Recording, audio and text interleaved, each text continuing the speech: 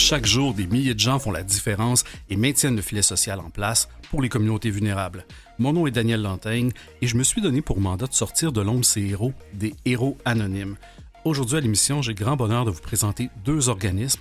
On va commencer en sécurité alimentaire et on va finir en santé auditive pour les personnes peut-être avec un handicap visuel. Alors, restez à l'écoute. On présente ces deux super organismes aujourd'hui à l'émission des héros anonymes.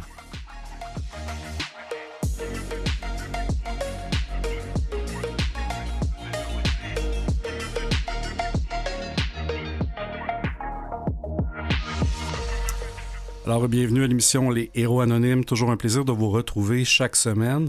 Aujourd'hui, grand plaisir de commencer l'émission avec un organisme qui va nous amener dans l'univers, oui, de la sécurité alimentaire, mais pas que ça. On va voir que ça répond à bien d'autres besoins. Pour ce faire, on va parler de Centropole roulant.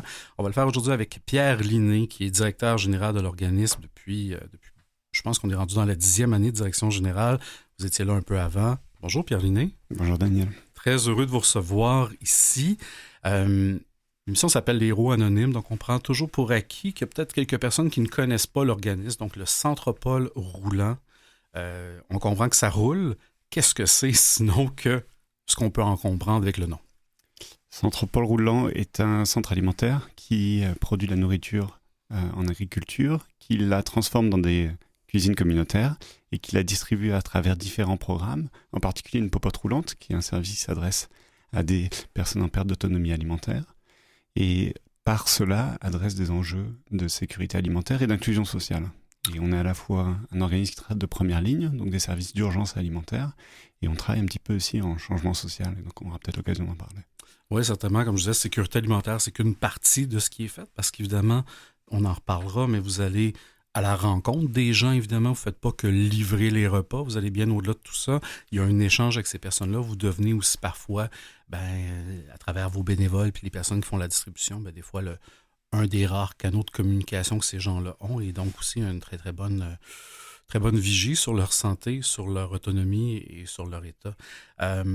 Vous l'avez dit, quand vous avez dit popote roulante, puis on dirait que je disais qu'il y a un accent fort québécois, une popote roulante, ça résonne, c'est de la nourriture pour les gens qu'on estime généralement avec des revenus limités. C'est quoi le portrait type des gens qui bénéficient justement du service là, de distribution alimentaire à la maison?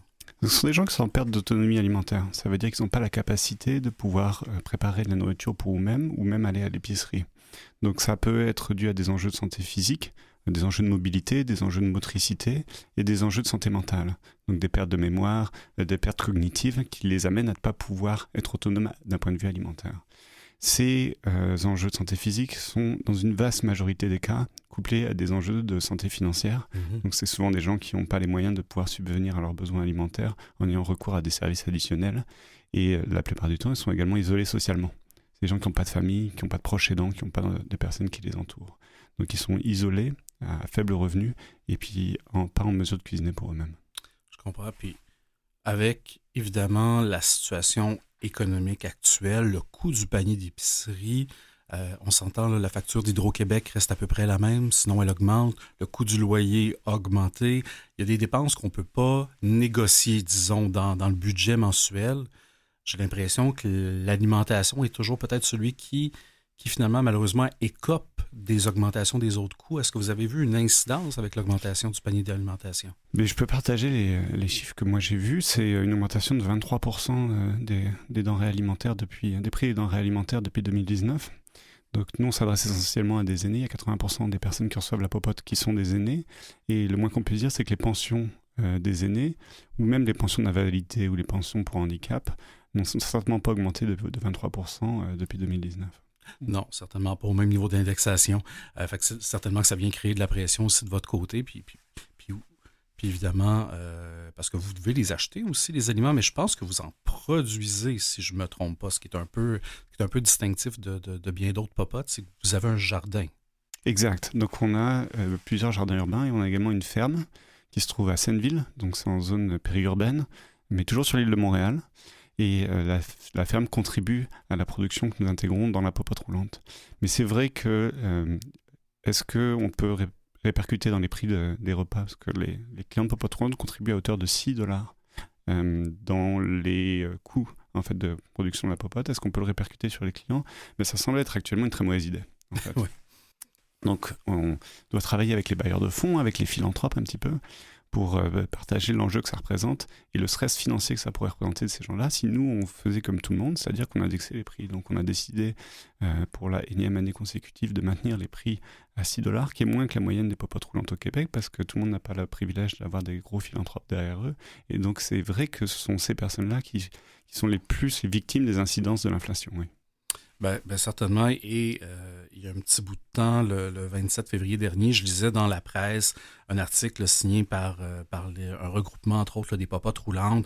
D'ailleurs, j'étais surpris. Je ne sais pas si j'étais agréablement surpris, mais il y en a 300 des popotes roulantes au Québec. Donc, clairement, il y a de l'insécurité alimentaire, il y a une vulnérabilité alimentaire qui sort uniquement de Montréal puis qui se propage un peu partout au Québec. Premier constat. Le deuxième, c'est que le financement que vous recevez, lui non plus, c'est pas indexé à hauteur de 23 % en termes de financement public. Et la demande qui est somme toute là, très... qui est pas immense, c'est d'augmenter le financement d'au moins, en tout cas, 2,50 $ le repas de somme publique. Comment est-ce que vous vivez cette... parce que vos bénéficiaires ont une insécurité financière, probablement une vulnérabilité financière, considérant les coûts de production, les coûts que vous avez à faire. Vous aussi, éventuellement, vous êtes dans une certaine vulnérabilité financière par rapport à votre capacité de poursuivre tout ça. Puis on le voit, il y a une nouvelle qui est sortie. Là, on le voit beaucoup dans les magasins. Bien, les deux options, c'est soit on augmente les coûts, soit on réduit les portions. Alors, êtes-vous face à ce choix-là éventuellement si jamais le financement finit pas être indexé? Longue question, j'en conviens, je m'en excuse. Mais j'apprécie que tu mettes en avant le fait qu'il y ait 300 popotes au Québec. 300 popotes au Québec, ça veut dire qu'il y a 75 000 aînés qui reçoivent les services de popotes roulantes. Donc c'est un bassin de population qui est tout à fait conséquent et dont on ignore parfois jusqu'à l'existence parce qu'ils sont presque invisibles en fait, parce que ce sont les gens qui sont à domicile, qui ont des enjeux de mobilité, donc ils ne sont pas amenés à être dans la rue, ils ne vont pas aux rencontres, ils ne vont pas aux conseils municipaux, donc c'est difficile de faire porter leur voix.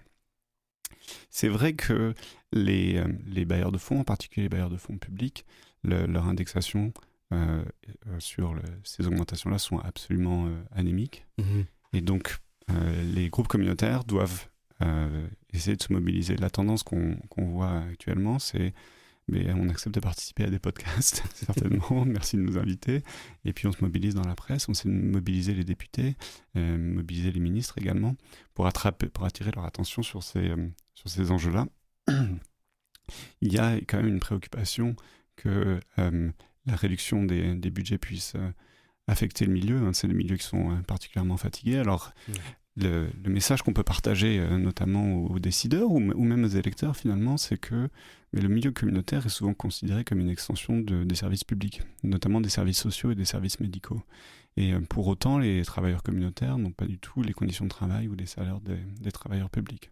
Donc essayer de trouver un petit peu un narratif qui va essayer de mobiliser la société, la communauté, les élus, les décideurs en faveur d'un plus grand soutien. En attendant, beaucoup de popotes roulantes accusent des déficits financiers. Et un déficit financier, évidemment, s'accompagne d'un stress financier et puis de mesures d'austérité. Et parmi celles-ci, je n'ai pas les chiffres les plus récents, mais tous les ans, il y a des popotes roulantes qui ferment. Donc, les popotes roulantes qui ferment, c'est des personnes qui sont plus nourries. Oui, puis déjà, juste de nourrir ces gens-là, pour moi, ça me semble vital. Mais je disais, puis vous l'avez mentionné tantôt, pour reciter ce qu'il y avait dans le texte dans la presse, les popotes roulantes ne sont pas que des services de livraison de repas. Par leur visite régulière, les bénévoles bienveillants et dévoués agissent comme des vigies auprès des personnes aînées en signalant toute inquiétude ou anomalie qui pourrait surgir, contribuant à rompre leur isolement et leur solitude. Donc, comme vous dites, ce sont des gens qui, bien évidemment, par parfois leurs limitations fonctionnelles, ne sortent pas de chez eux, se font livrer leurs médicaments, font livrer leurs repas. Donc, souvent, le seul filet de sécurité, ce sont ces bénévoles-là qui vont à leur rencontre. Dans votre cas, vous faites de la livraison 5 jours par semaine, si je ne me trompe pas. Donc, au-delà de se nourrir, qui m'apparaît déjà comme un besoin de base, pas bête du tout, d'avoir ce contact-là, de contribuer à briser l'isolement. Et si une popote ferme, l'impact sociétal est nocif et très, très dangereux probablement pour ces personnes-là. Et j'imagine que le risque de les voir se déplacer en CHSLD, comparativement à votre 2,50 $ que vous demandez d'extraction par repas, je pense que la facture serait un peu plus salée pour l'État, là. Exact. Il faut savoir que l'isolement social, c'est absolument mortel comme phénomène. C'est l'équivalent, on estime que quelqu'un qui souffre d'isolement social, c'est l'équivalent de fumer 15 cigarettes par jour. Donc l'incidence sur la santé est tout à fait conséquente. Et donc les popotes roulantes jouent ce rôle parfois de maintien dans la communauté, donc inviter parfois les clients de popote à des événements sociaux, mais joue aussi ce rôle de pont entre les services publics et puis les personnes qui sont isolées. Donc on utilise le terme de vigie notamment parce que les popotes collaborent avec les CLSC, les C3S, etc. parce que ce sont ces organismes-là qui réfèrent souvent les clients aux popotes roulantes et qui ont aussi des services complémentaires. Donc les bénévoles, quand ils reviennent de livraison, ils peuvent signaler qu'une personne a peut-être des besoins de ménage ou de soins additionnels pour recevoir des services complémentaires. Et si ce n'était pas pour les popotes, personne ne le saurait. Bien, effectivement, donc j'espère que l'appel est entendu. On pourra parler du financement un peu plus tard et des différentes façons de soutenir votre organisation. Je pense que maintenant, on comprend un peu mieux aussi le rôle sociétal que joue votre organisme et les autres popotes aussi, mais notamment le Centre Paul Roulant. Vous avez, je trouve que vous avez innové sur certains éléments qui vous distinguent. On a parlé tantôt du jardin urbain que vous avez, bon évidemment, de la ferme urbaine, pardon, des jardins. Vous avez, je pense aussi, des paniers bio en termes de sécurité alimentaire, mais vous avez d'autres trucs, là, vous innovez dans des projets collectifs, vous avez le Centro Vélo. Qu'est-ce que tout ça vient faire et graviter là, finalement là, rapidement autour du Centre Paul? Mais la réflexion qu'on s'est faite, c'est qu'avec la popote roulante, on patch finalement des carences de notre système, qui sont essayées de mopper le sol des fuites sociétales qu'on peut avoir en tant que tissu, en fait. Et que la réflexion qu'on a menée, c'est que si on voulait faire du préventif, il fallait qu'on change nos systèmes alimentaires et nos systèmes d'entraide. Donc on essaie d'œuvrer le plus possible à essayer de tisser ce tissu social montréalais qui œuvre à des fins d'inclusion sociale et de sécurité alimentaire, et puis de créer des nouveaux systèmes alimentaires de proximité qui utilisent de la nourriture qui est de qualité, de la nourriture qui est biologique, afin que chacun ait droit à une nourriture un peu plus chargée d'amour et puis un peu plus santé. Et que cette réflexion-là est un petit peu le fruit du constat qu'on avait fait que la plupart des services alimentaires sont récipiendaires de dons.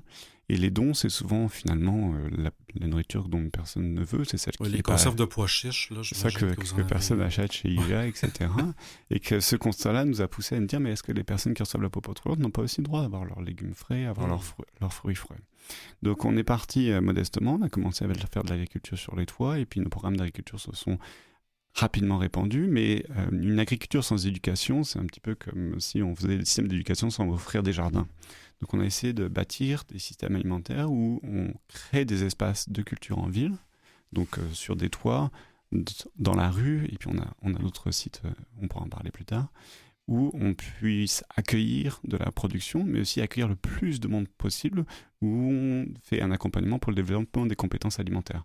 Donc ça va être des tours, des visites, des ateliers et surtout des cartes de bénévolat. En fait, la raison pour laquelle le Centre Paul Roulant a 1500 bénévoles, c'est qu'on a reçu... Nos enquêtes auprès des bénévoles nous ont révélé que les gens venaient faire du bénévolat. Bon, pour l'inclusion sociale, certes, mais ils venaient aussi pour pouvoir apprendre sur leur système alimentaire, apprendre à cuisiner, apprendre à faire pousser leur propre nourriture, apprendre à nourrir les sols, apprendre à nourrir leurs voisins. Et donc, on a construit des programmes qui favorisent le plus possible le bénévolat pour qu'au cours des expériences bénévolat, les gens puissent avoir une expérience qui est transformative, qui change un peu leur rapport à leur santé, qui change un petit peu leur rapport à la ville de Montréal et à leurs semblables, afin qu'ils puissent eux-mêmes devenir des ambassadeurs finalement de systèmes de santé, des systèmes de santé en forme. Et donc, on essaie de travailler en parallèle ce service d'urgence, service social, service de première ligne, et puis ce qu'on appelle du changement social, c'est-à-dire essayer de changer nos habitudes alimentaires et nos systèmes alimentaires à Montréal. Ben, c'est franchement intéressant. Puis le terme bénévole est revenu à quelques reprises, donc on va en parler dans un instant, si vous le voulez bien. On va s'arrêter un court instant et on continue tout ça avec une discussion fort intéressante avec Pierre Ligny, qui est directeur général du Centre Paul Roulant, à l'émission Les Héros Anonymes.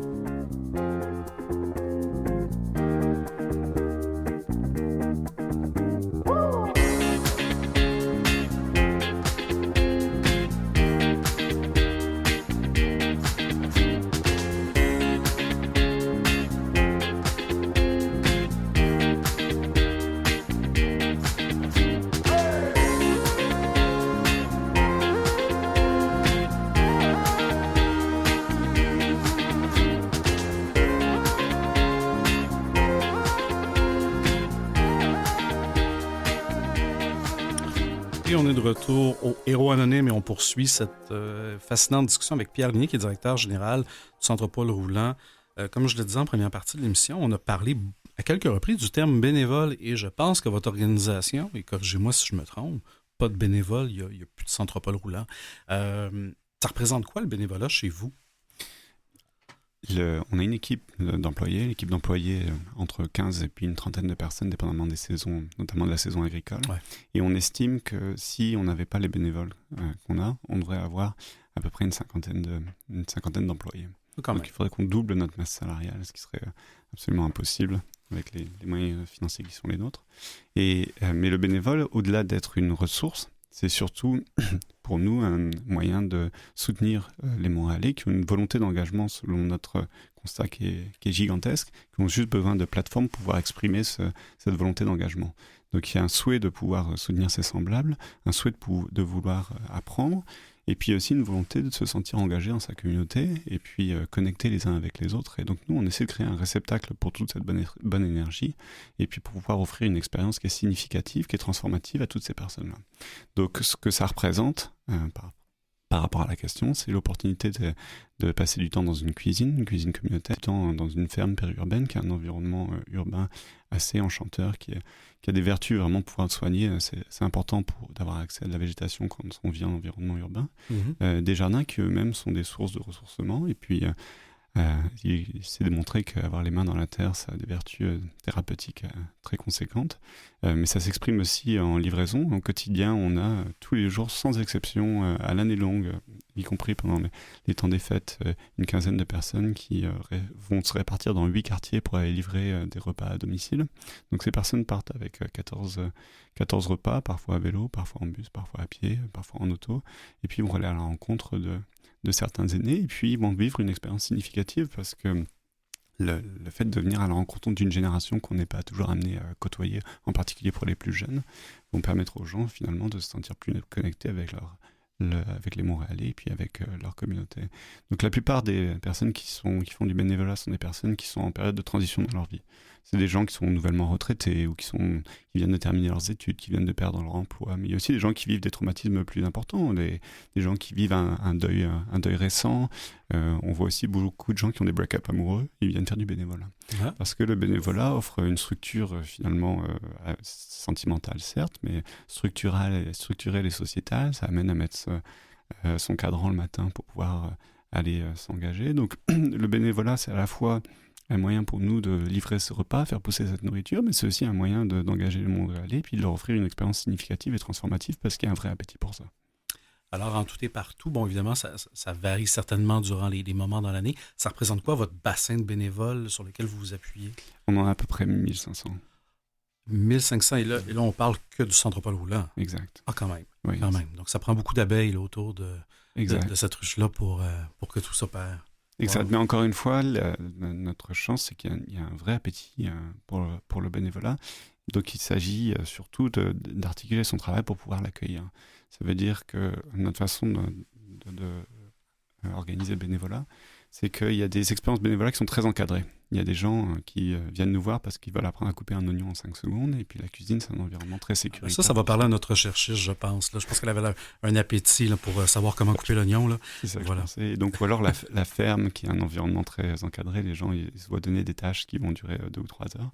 Et puis il y a d'autres personnes qui veulent par contre gérer leur propre bassin de bénévoles. Ils viennent nous voir, ils font comme moi, j'ai ces idées, j'aimerais gérer un budget, etc. Donc on a aussi des initiatives qui sont beaucoup plus libres en termes d'engagement, où les gens vont pouvoir gérer leur propre bassin d'une trentaine ou parfois jusqu'à une centaine de bénévoles. On fait ça notamment pour la cueillette de fruits urbains, qui est un projet semi-autonome qui s'appelle Fruits défendus.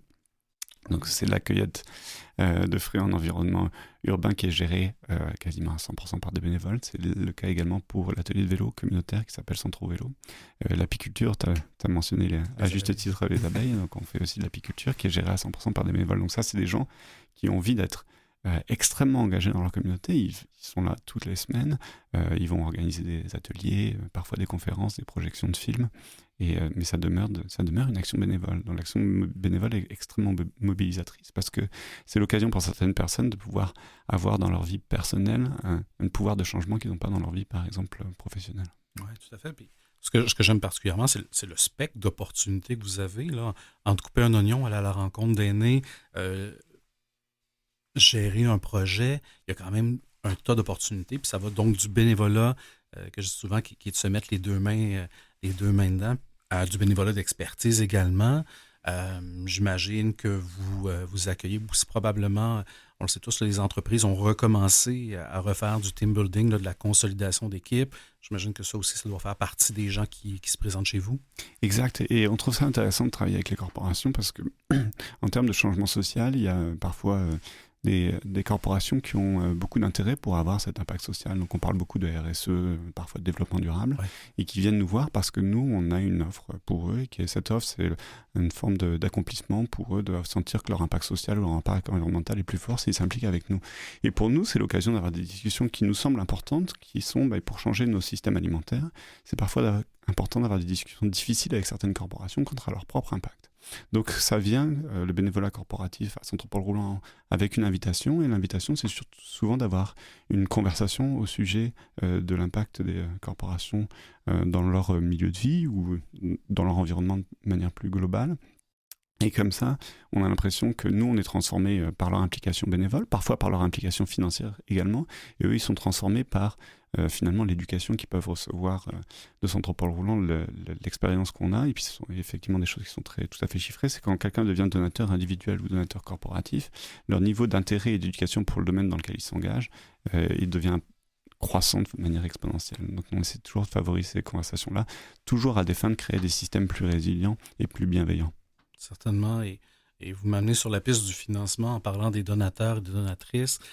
Vous le disiez, vos repas sont à 6 puis bon, vous n'êtes pas que des repas, il y a tout le reste à faire fonctionner. Ces repas-là sont subventionnés, je crois, à peu près à 50%. Comment vous arrivez financièrement? Oui, il y a une part de financement public, mais certainement qu'elle n'est pas suffisante pour que tout ça fonctionne. Il y a la part des bénévoles. Le reste, vous allez le chercher comment pour rémunérer, ne serait-ce que votre équipe et votre infrastructure? Donc c'est sûr qu'on travaille en proximité immédiate avec la philanthropie, donc on travaille avec des fondations, plusieurs programmes, donc on travaille avec une trentaine de fondations, à peu près 15 programmes de gouvernement. On a aussi une soixantaine de corporations qui viennent travailler avec nous, surtout on a un programme de donateurs individuels qui est très important et intéressant pour nous.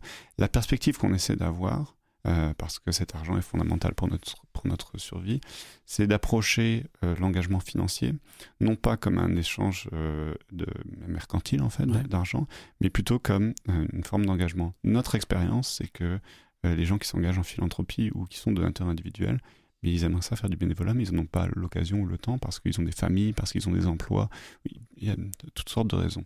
Donc essayer de voir comment faire en sorte que ces personnes-là aient une expérience qui soit significative, qui soit transformationnelle eux-mêmes sur leur propre bien-être, sur leur propre estime d'eux, sur leur propre rapport à l'alimentation notamment, et essayer de faire en sorte qu'on construise un programme d'engagement des donateurs qui soit équivalent finalement au programme d'engagement des bénévoles. Donc essayer d'avoir ces conversations avec les donateurs comme est-ce qu'en ce moment vous donnez un montant qui correspond à votre capacité financière, et peut-être que c'est important de le réduire. Et peut-être que c'est important de le maintenir, mais peut-être aussi et surtout que c'est important de l'augmenter. Donc, essayer de créer ces conversations. Donc, on crée évidemment des événements et puis il y a beaucoup de suivi qui se fait. Mais notre vision, c'est d'avoir les mêmes considérations vis-à-vis des bailleurs de fonds qui soient institutionnels, qu'on a vis-à-vis des clients de Popote ou qu'on a vis-à-vis des bénévoles, c'est-à-dire qui sont des membres engagés dans la communauté qui veulent avoir cet impact transformationnel au point que quiconque donne à partir de $1, quiconque fait à partir de 1 heure de bénévolat par an, quiconque reçoit à partir de un repas ou travaille à partir de 1 heure comme membre de l'équipe devient membre de Centre-Paul Roulant. Et devenir membre de Centre-Paul Roulant, ça veut dire la capacité d'influer sa gouvernance, de voter lors de l'Assemblée Générale annuelle. Donc on essaie vraiment d'approcher la collecte de fonds comme on approche tous les domaines de notre travail, pour essayer de ne pas voir ça comme quelque chose de spécial, mais comme une continuité, une forme d'engagement. D'autant plus que la plupart la question avait commencé avec le bénévolat corporatif. La plupart des bénévoles corporatifs sont des gens qui étaient d'abord des bénévoles au sein de la Popote Roulante ou dans les jardins, qui ensuite ont amené avec eux leur corporation. Et la plupart des donateurs individuels sont des anciens bénévoles eux-mêmes. Donc il y a comme une continuité et un parcours qui se fait au sein de l'organisme, à la fois en tant que bénévole et en tant que donateur. Pour autant, ça requiert une quantité de travail qui est absolument phénoménale, de pouvoir mobiliser, et puis d'autant plus parce qu'on a commencé comme ça, il faut être en mesure suivre l'augmentation des coûts de la vie, des denrées, etc. Et puis également pouvoir essayer de retenir les talents. C'est vrai pour l'équipe de staff notamment. Et puis, on voudrait pouvoir faire aussi d'autres domaines comme du marketing, de la recherche et développement que font les corporations. Et pour ça, il faut mobiliser, mais on n'a pas vraiment les moyens pour ça. Donc, c'est un petit peu comme on disait tout à l'heure, hein, pour faire du changement social, il faut mobiliser les médias, les élus, etc. Et pour la philanthropie, c'est un peu la même chose. Ouais, ce que je trouve fascinant dans ce que vous avez réussi à accomplir comme modèle, c'est que vous êtes sorti à la fois dans le bénévolat et même dans l'implication philanthropique du rôle purement transactionnel, je vous donne de l'argent, je vous donne du temps, puis bon, j'espère que ça fait quelque chose avec ça.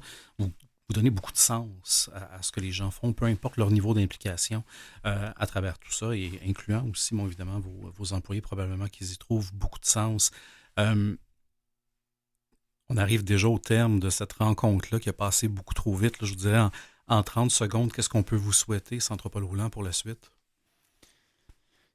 Mais on peut souhaiter que les Montréalais continuent un petit peu de développer leurs connaissances et puis leur sensibilité à l'inclusion sociale et puis à la sécurité alimentaire pour que les systèmes deviennent des systèmes de proximité, de voisinage, pour qu'on prenne soin de nos aînés, on prenne soin de nos voisins et puis on prenne soin de nos écosystèmes un petit peu pour qu'on n'ait plus besoin d'être dépendant du gouvernement ou dépendant d'organismes communautaires comme Centre Paul Roulant, et qu'on bâtisse dans nos microcosmes des environnements qui soient eux-mêmes d'entraide et bienveillants. Je nous souhaite certainement d'ici à ce qu'on atteigne ce souhait-là, au moins il y a le Centre Paul Roulant.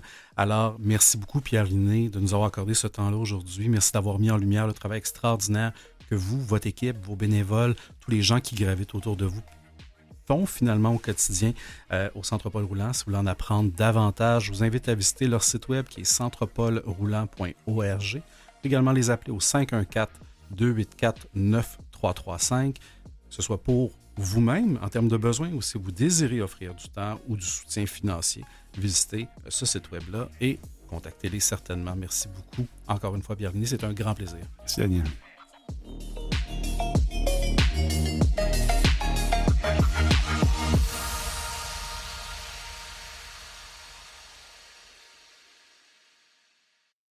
Vous écoutez Les Héros Anonymes avec Daniel Lanteigne. Et oui, vous êtes de retour à l'émission Les Héros Anonymes pour la deuxième partie de cette émission. Et je le fais avec une organisation qui ne devrait pas vous être si anonyme que ça si vous nous écoutez. Mais bon, on va quand même rester dans le concept des héros anonymes si vous voulez bien, parce que peut-être que vous nous captez par une plateforme de balado et vous ne connaissez pas nécessairement l'organisation qui est derrière l'émission Les Héros Anonymes. On en parle avec la bonne personne, je pense, qui est Marjorie Théodore. Vous êtes présidente directrice générale de Vue et Voix. Oui. Alors, les gens, des fois, peut-être nous associent à Canal M, puis on pourra décortiquer tout ça. Tout mais là, commençons par... bonjour, Marjorie. Bonjour, Daniel. Merci de m'avoir invité parce que je te vois avec tes invités de façon régulière, mais je suis privilégiée de prendre la place quand même dans cette belle émission.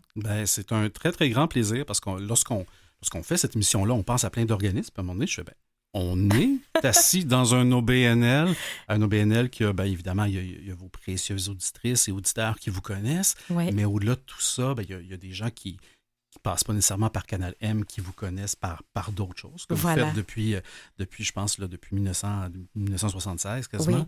Oui. Qu'est-ce que c'est que Vue et Voix pour le commun des mortels qui ne sait peut-être pas c'est quoi? Oui. Alors, Vue et Voix, justement, existe depuis 1976, était sur le nom de la Magnétothèque avant.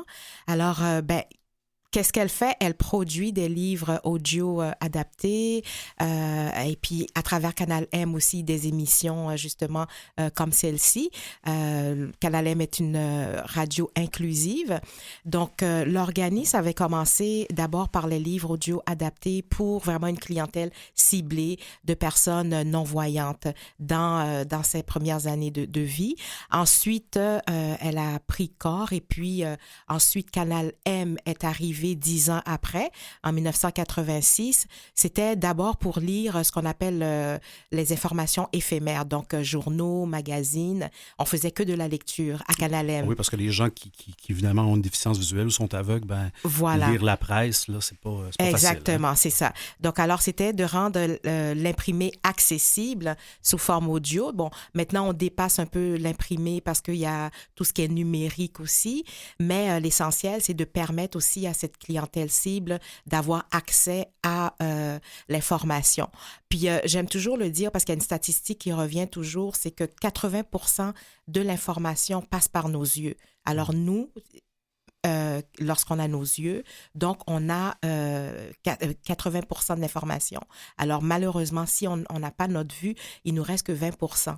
Donc, avec cette statistique, on peut comprendre toute la mission, Oui. qui est une mission essentielle là, de Vues et Voix et de Canal M. Ben, totalement.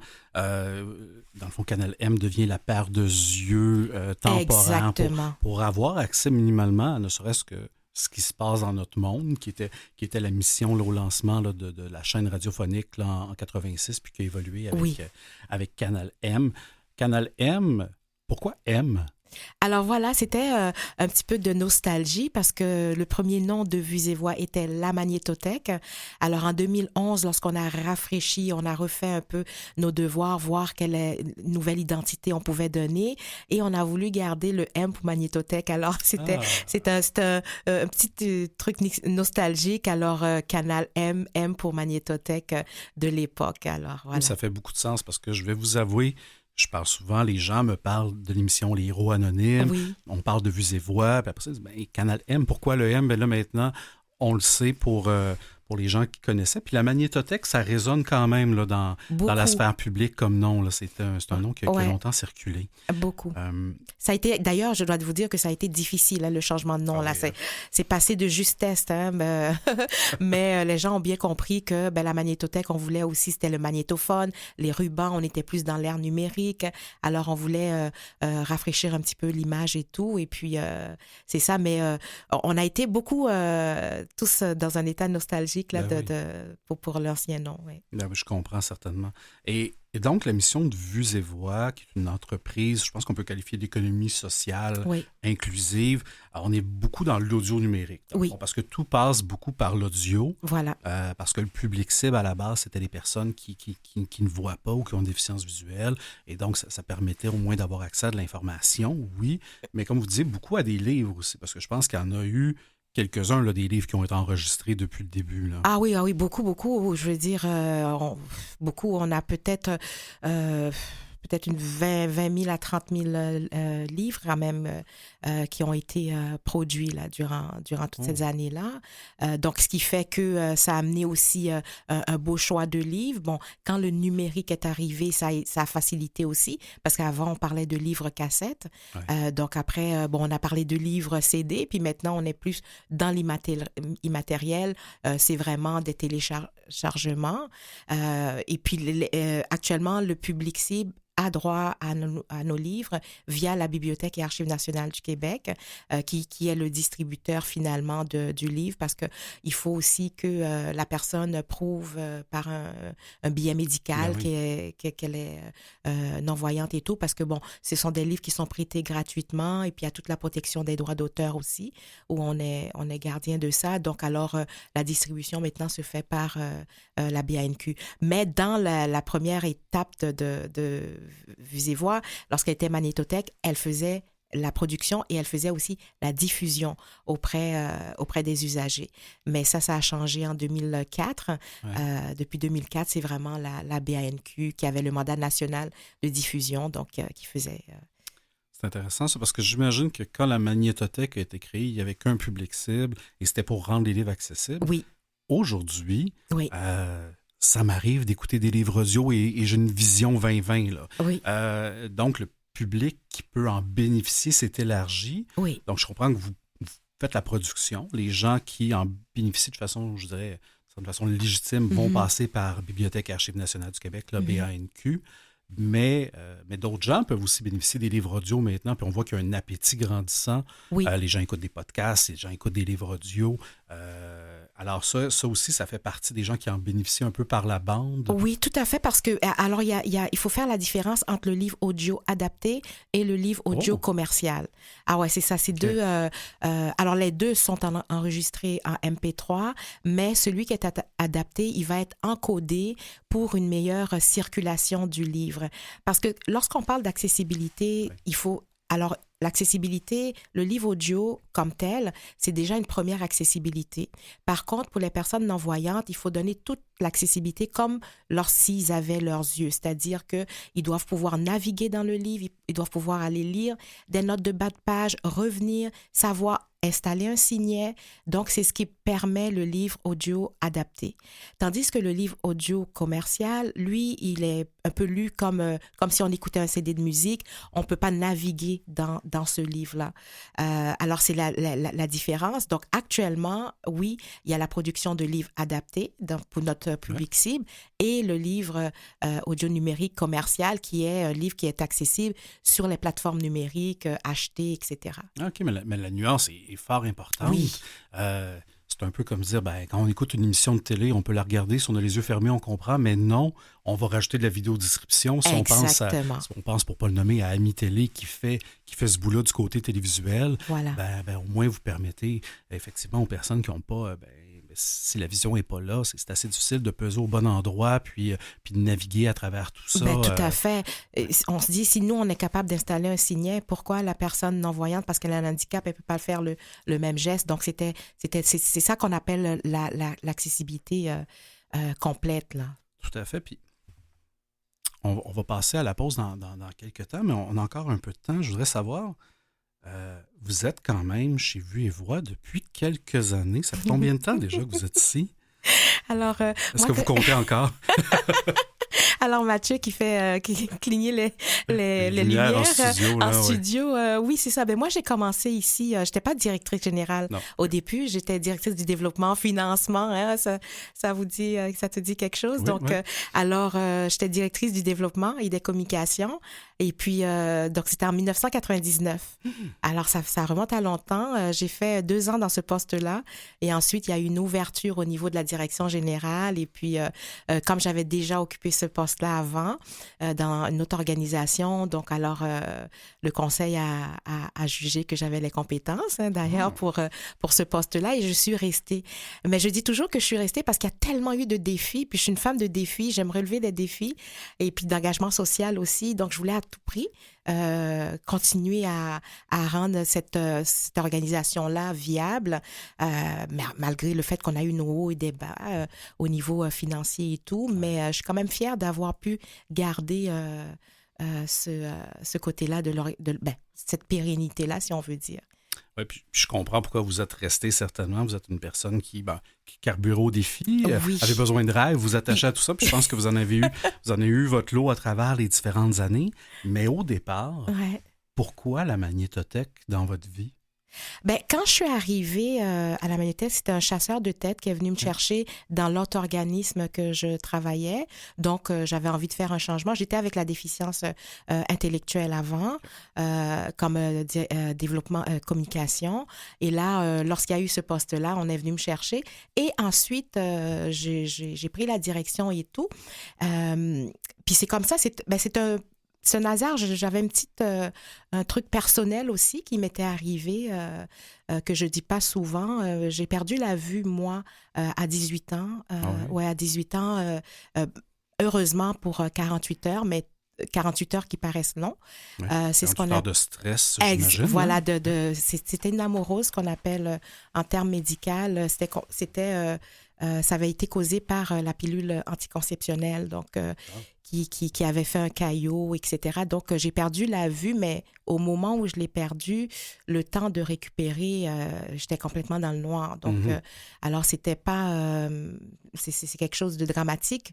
Et puis, comme je dis, à l'époque, j'étais au cégep, donc je me dis... Quelques années plus tard, la vie me place une organisation qui, justement, permet ce transfert de communication, d'information à ce public-là. Donc, je me dis que c'est fort important.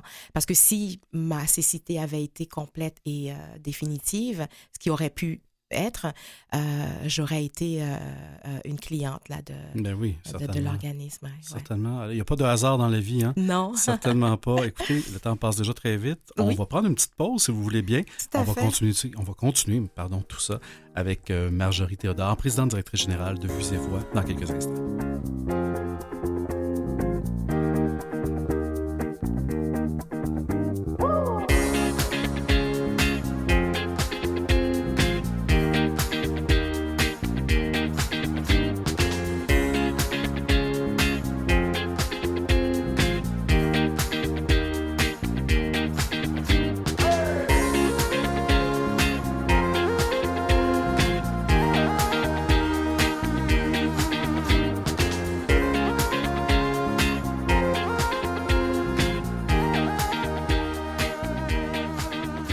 Et on est de retour à l'émission Les Héros Anonymes avec Marjorie Théodore, présidente directrice générale de Vues et Voix.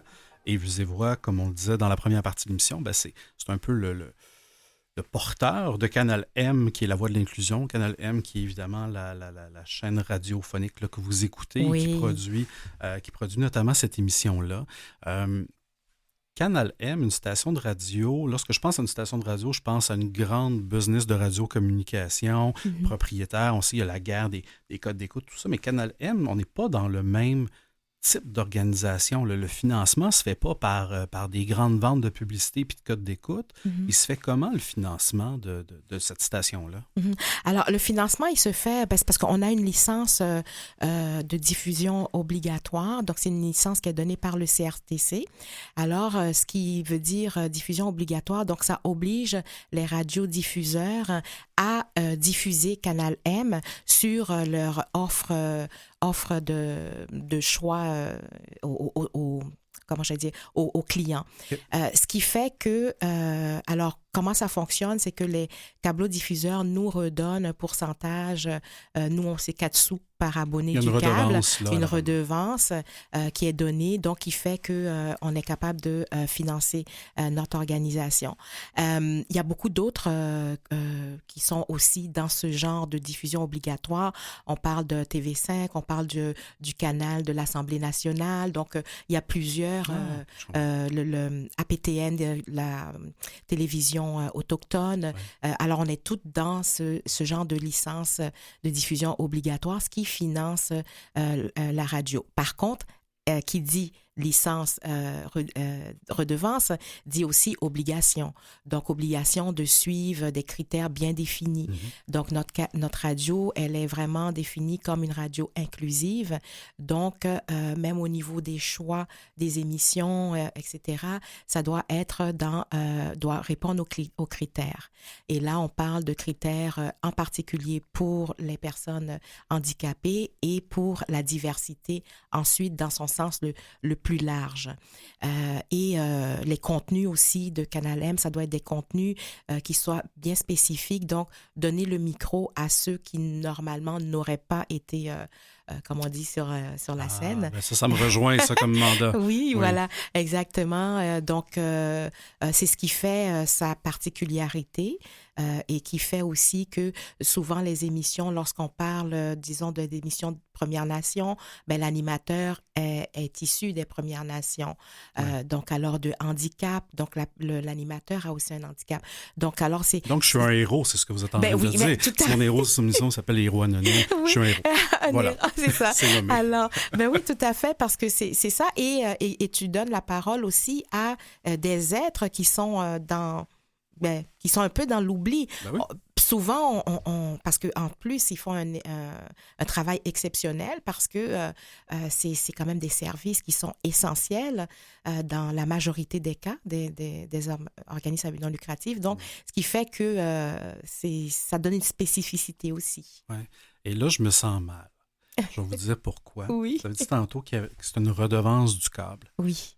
Et je suis peut-être pas tout seul, mais j'ai plus le câble depuis quelques années. Ah ouais, là, je me dis, Ben là, par ricochet, je fais pas ma part pour Canal M, mais on doit être quelques-uns. Il doit avoir un impact parce que j'en connais de plus en plus des gens qui n'ont plus d'abonnement à un câbleau distributeur. J'imagine que ça se reflète là aussi de votre côté.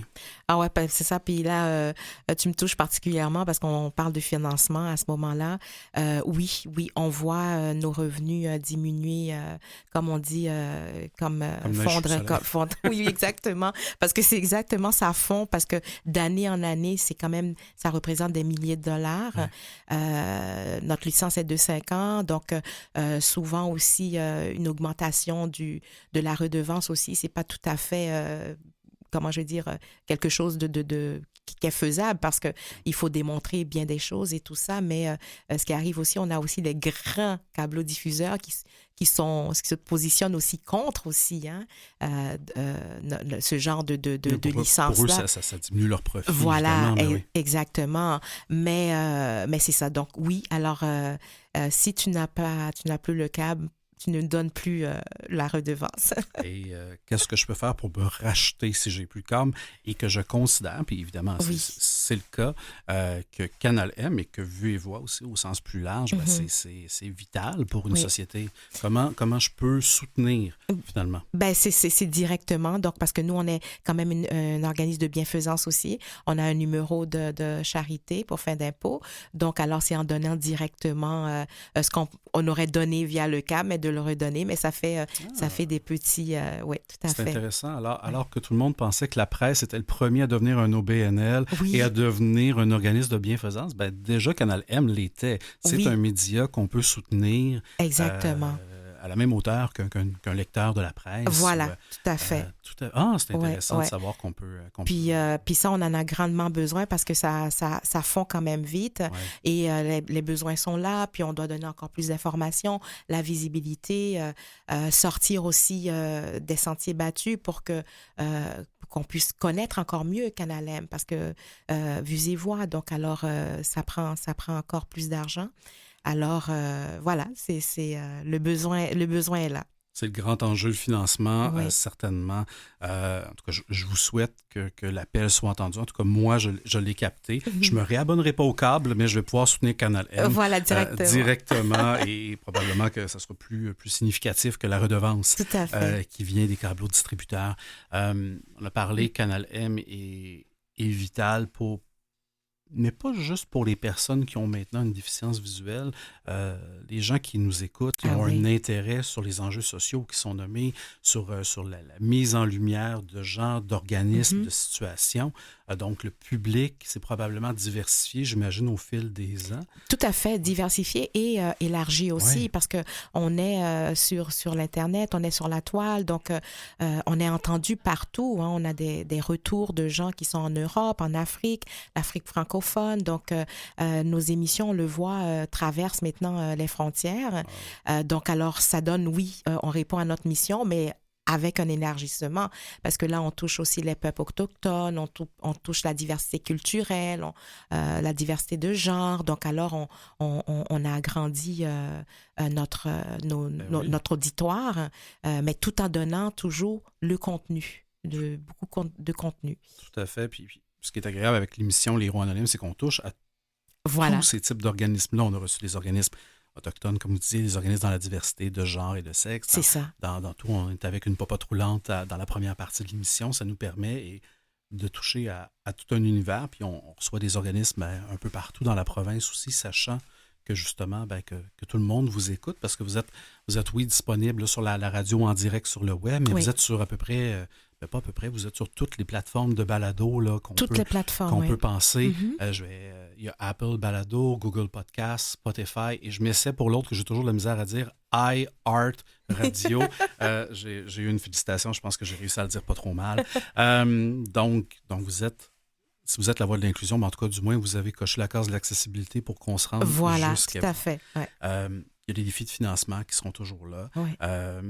C'est quoi les autres défis auxquels fait face Vues et Voix et Canal M là, pour les prochaines années? Eh ben, là, on est en train de rédiger notre plan stratégique 2023-2026 pour voir un peu où on s'en va aussi pour les livres audio. Donc, on prévoit prochainement, peut-être en 2024, on va peut-être la lancer, faire une conférence aussi pour justement un genre d'état de lieu aussi où on est rendu dans le livre audio. Quels sont les formats maintenant accessibles? Notre radio Canal M, la présence des personnes handicapées dans les médias. Donc, alors, c'est tous des trucs qu'on veut toucher parce qu'on veut quand même toujours avoir ce leadership-là dans l'action, mais aussi dans la réflexion de ce qu'on veut faire plus tard. Alors, tout ça demande bien sûr du financement, mais le défi aussi, c'est toujours de revoir son positionnement, son ancrage dans le milieu, puis de voir aussi que nos services sont encore toujours essentiels.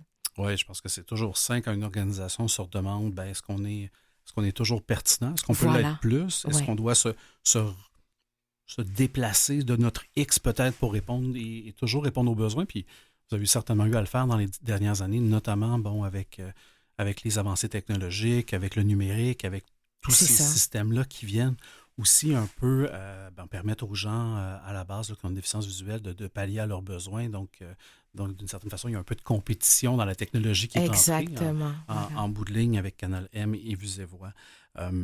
Vous êtes bien impliqué de ce que j'ai vu. Je pense que, si je ne me trompe pas, vous êtes impliqué à l'Union francophone des aveugles. Oui.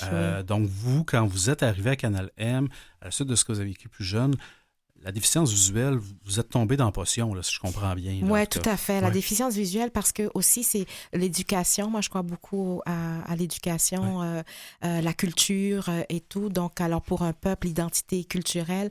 Donc, c'est sûr que je me positionne aussi au niveau international. Donc, je suis à l'Union francophone des aveugles, mais je participe beaucoup aux conférences, mais qui sont toujours... comment donner encore mieux l'accessibilité, même au niveau scolaire et tout ça. Donc, alors, je suis quand même quelqu'un qui est dans l'engagement, mais je ne suis pas capable de rester sans rien faire non plus. On me le dit souvent, donc c'est ça, c'est ce qui m'anime, c'est ce qui, moi, je me dis, qui me rend vivant toujours dans l'action et puis au niveau intellectuel aussi, de toujours être là, un petit peu là, où il y a le débat de réflexion. Ah, ben c'est extraordinaire qu'en plus déjà de ce que vous faites, puis on ne dira pas le nombre d'années chez Canal M et Vues et Voix, que vous souhaitiez vous impliquer aussi autant dans la communauté là, pour les personnes aveugles et avec une déficience visuelle. Je pense que, comment j'ai le goût de dire ça, je pense qu'on est très, très chanceux que depuis je pense que ça a commencé avec un visa étudiant, votre arrivée ici. Oui. Que de votre visa étudiant jusqu'à aujourd'hui, là, on est chanceux que ce visa-là vous a donné le goût de rester et que vous ayez contribué encore aussi significativement, à l'univers des personnes aveugles avec une déficience visuelle, mais à la société de manière plus générale. On est très, très privilégiés de pouvoir compter sur vous. Je dis toujours, c'est justement ça, hein, c'est une immigration, mais une immigration c'est un beau modèle, hein, je peux le dire, en toute humilité, mais je me suis intégrée, j'ai participé à l'économie du Québec et tout, à mettre en place des choses pérennes quand même. Alors, je suis quand même fière. Avec raison, vous êtes une actrice de changement social significatif pour la société. On est très, très privilégiés de vous avoir avec nous. Vous avez une planification stratégique qui s'en vient. Vous avez des grandes questions. Je vous donne une baguette magique. En conclusion, vous en faites quoi pour Vues et Voix? Oh, wow! Alors, encore plus pour Canal M, pour la radio, la transporter aussi à l'extérieur, encore plus. Plus d'animateurs, hein, si on a plus d'émissions, les émissions dures, et puis des livres audio qu'on aille aussi dans les marchés nichés, ça veut dire des collections pour des auteurs autochtones, des auteurs de la diversité. Donc, alors, ce serait tout ça, ma baguette magique, là. J'aimerais bien en posséder une, parce que ça irait quand même assez loin. Ben, certainement. En tout cas, j'ai le goût de vous la donner, cette baguette-là, si je la trouve. Les gens l'écoutent. On vous l'a dit, Vues et Voix, c'est un organisme de bienfaisance enregistré. Si vous souhaitez soutenir ou en apprendre davantage pour voir la collection, pour voir, bon, évidemment, la programmation de Canal M, vous vous rendez sur vuesetvoix.com. Marjorie Théodore, ça a passé extrêmement vite. Oui. Merci tellement. J'étais très, très heureux. Je suis très heureux de cette rencontre-là. Comme je disais, les gens, vous n'êtes probablement pas un héros anonyme pour une bonne partie des gens qui nous écoutent, mais ceux qui nous accrochent par une plateforme de balado, ben, tant mieux. Tout à fait. Maintenant, ils peuvent mettre un nom, ils peuvent mettre une voix et ils peuvent mieux comprendre dans quel univers tout ça baigne. Alors, merci beaucoup. Merci à de toi votre pour présence. l'invitation. Ce fut un immense plaisir. Et ben, c'est déjà tout pour aujourd'hui. Le temps a passé, encore une fois, beaucoup trop vite. Merci à nos précieux invités et évidemment à Mathieu Tessier à la mise en onde, Catherine Bourderon à la recherche. Et vous qui êtes à l'écoute, ben, merci de vous être arrêtés encore une fois sur notre émission Les Héros Anonymes à Canal M. Merci d'avoir pris le temps de découvrir ces deux organismes qu'on vous a mis de l'avant. Ces héros pourraient peut-être vous aider ou vous pourriez vouloir vous-même les soutenir. Quoi qu'il en soit, je vous donne assurément rendez-vous la semaine prochaine, même heure, même poste, pour vous faire découvrir deux autres héros anonymes. Bonne semaine et à bientôt.